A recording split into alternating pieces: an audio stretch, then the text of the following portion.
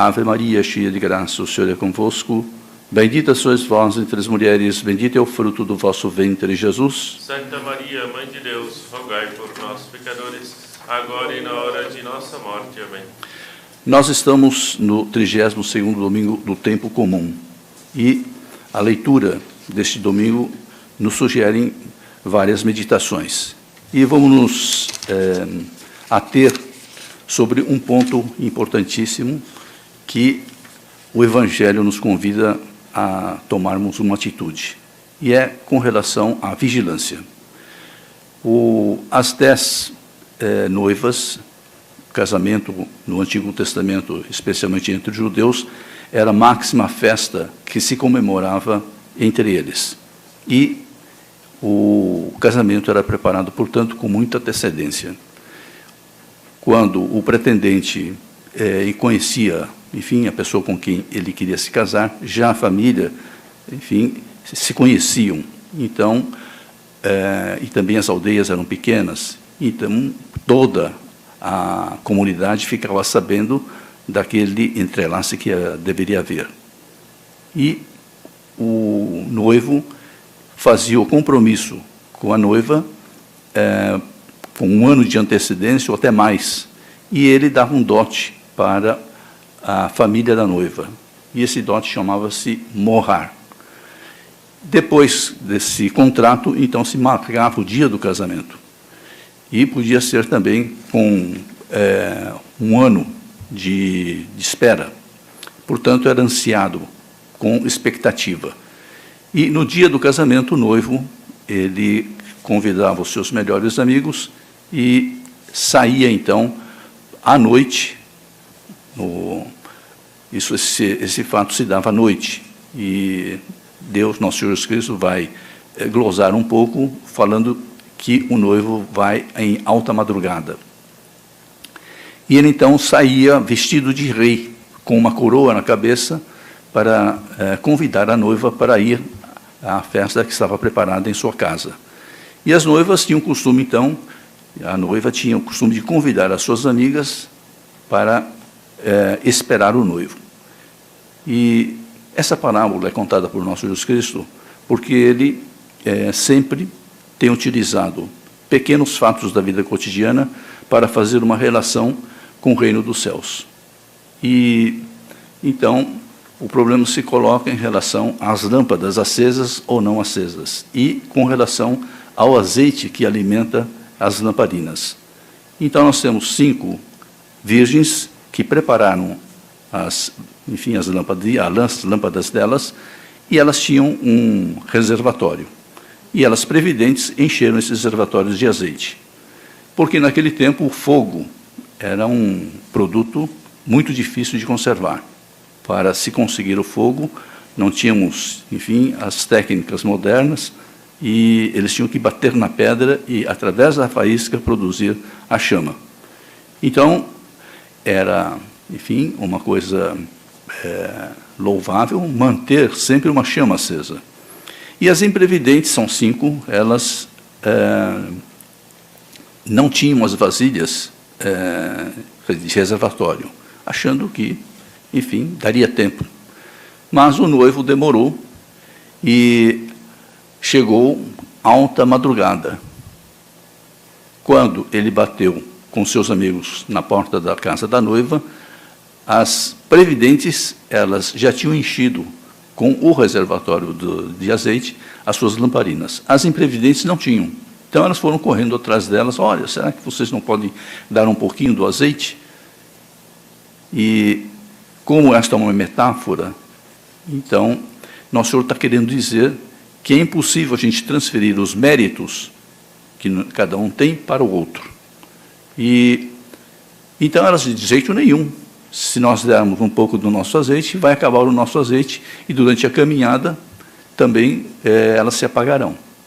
Então, elas vão ter que sair por aí, etc., para conseguir o azeite.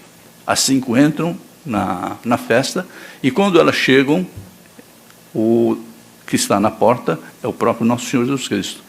Elas batem, e nosso Senhor Jesus Cristo dá a seguinte resposta a elas: não vos conheço. Portanto, ficai vigiando, pois não sabeis qual será o dia nem a hora.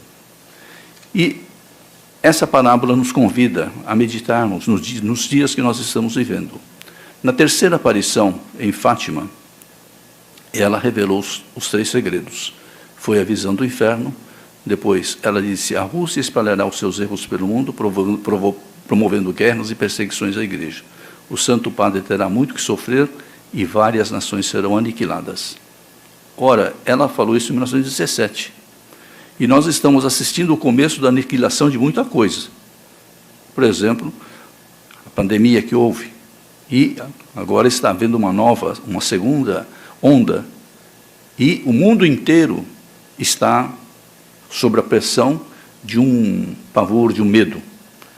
E este ano, 2020, foi o ano das catástrofes. As catástrofes inimagináveis. Quando, enfim, na Flórida, por exemplo, então, naquela região onde tem muitos furacões, o normal era passar apenas um furacão por ano. Este ano já passaram 4 furacões. Os grandes incêndios, as grandes inundações. O primeiro país que foi inundado pelas inundações foi a China. 750 rios transbordaram e toda a agricultura foi destruída. Então, esses cataclismos que estão acontecendo no mundo são avisos para a humanidade. E o que é que nós encontramos diante, enfim, da opinião pública mundial?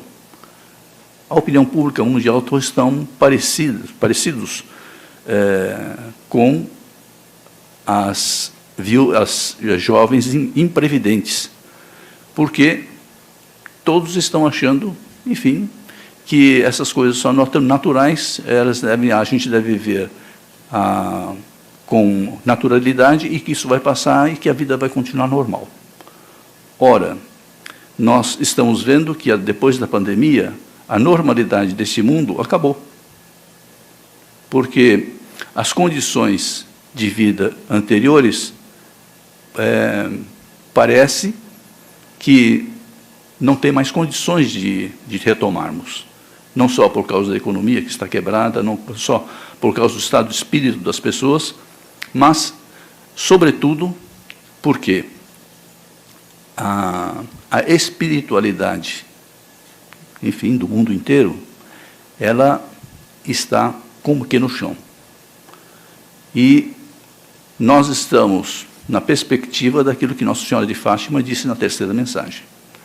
E foi uma visão simbólica dos acontecimentos, mas era de uma destruição. E como é que nós nos devemos preparar para as grandes catástrofes? É o que está dito na primeira leitura sobre a virtude da sabedoria. A virtude da sabedoria é das mais altas virtudes, porque, junto com a fé, a esperança e a caridade, que são as virtudes teologais, ela é o primeiro dom do Divino Espírito Santo. E esse dom faz-nos sentir os imponderáveis que acompanham os passos de Deus na história. E, assim como na época de Noé, aqueles que eram previdentes percebiam que alguma coisa ia acontecer, porque Noé estava construindo uma arca que demorou 100 anos, e ele era um profeta. Por que ele estava construindo uma arca em pleno continente? Bem, ninguém acreditou, por isso só a família dele se salvou. Nós, em tempos modernos, nós tivemos o Vesúvio, que destruiu a cidade de Pompeia, e as lavas que cobriram a cidade, nós pudemos constatar que muita gente nem pensava que o Vesúvio iria, lançar as suas lavas sobre a cidade. Portanto, imprevidência. Hoje os filmes estão espalhando também a grande imprevidência que foi o Titanic. E era um navio insubmergível. E, antes da partida, o próprio capitão disse, nem Deus pode destruir esse navio. E o resultado foi, aquele colosso que foi para o fundo do mar. Não estou predicando que o mundo deva ser um novo Titanic. Mas devemos nos precaver. Por quê? Porque Nossa Senhora disse, depois de ter dado as 3 mensagens, por fim o meu Imaculado Coração triunfará. Portanto, ela nos deixou uma mensagem de esperança, de confiança nela. E nós hoje, mais do que em outras épocas do passado, nós devemos nos agarrar em Nossa Senhora. Porque nós estamos assistindo uma transformação nunca havida na história da humanidade, como nós estamos assistindo agora. E São Luís Maria Grande de Montfort, ele também faz uma previsão, portanto, uma profecia, que depois desta era virá o reino de Maria. Mas antes do reino de Maria, Nossa Senhora irá visitar a terra.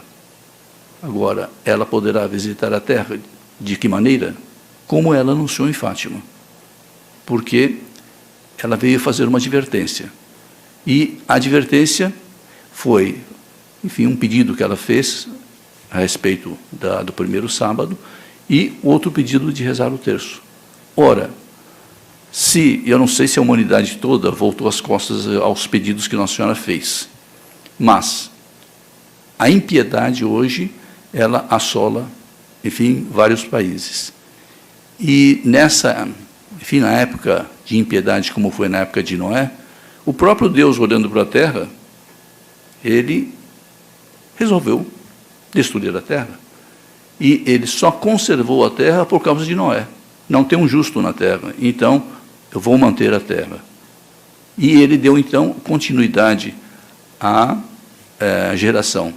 E nós somos descendentes diretos de Noé. O que é que acontecerá? Nossa Senhora está reunindo aqueles que são dela. E quais são esses que gozarão do triunfo do sapiencial Imaculado Coração de Maria? São aqueles que humildemente estão seguindo aquilo que ela pediu. Então, a garantia de nossa participação com Nossa Senhora é o costume de rezar o terço. Então, aqui fica um apelo, os arautos do Evangelho difundem não só a devoção à Nossa Senhora de Fátima, mas, sobretudo, a reza do Rosário, que foi pedida por Nossa Senhora por São Domingos e foi a única arma que conseguiu derrubar a pior heresia que surgiu no sul da França, Toulouse, que foi a dos cátaros e dos albigenses. Nossa Senhora, com o terço, vencerá o que nós chamamos a revolução, esse Moloch diabólico que leva todas as pessoas a se perderem. Vamos pedir a Nossa Senhora de Fátima que nos prepare para esses grandes acontecimentos. Louvado seja nosso Senhor Jesus Cristo. Para sempre